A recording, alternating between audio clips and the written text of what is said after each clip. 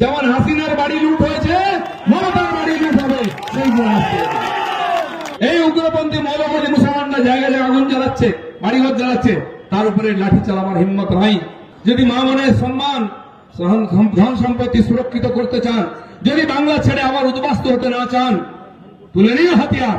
বিজেপির জঙ্গি দিলীপ ঘোষ, অমিত শাহ, যোগী, শুভেন্দু এরা বলছে অস্ত্র তুলে নাও এবং মুসলিম পাড়াতে আক্রমণ করো। এটা কি ঠিক?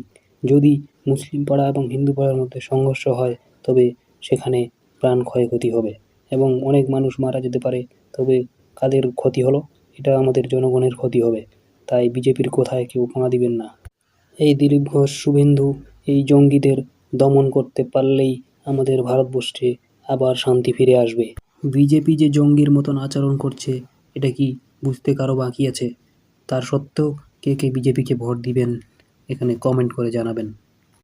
ইউটিউবে অনেক ভিডিও রয়েছে যেগুলি মুসলিমানদের উপর এই হিন্দু আরএসএসের অত্যাচারের অনেক ভিডিও রয়েছে। তাই আপনারা কি বলতে চান এখানে কমেন্ট বক্সে সেটি লিখে পাঠাবেন এবং প্লিজ চ্যানেলটি সাবস্ক্রাইব করে রাখবেন এবং লাইক করে দিবেন। নিজের উৎসব পরব হিম্মতের সঙ্গে মানান। আমাদের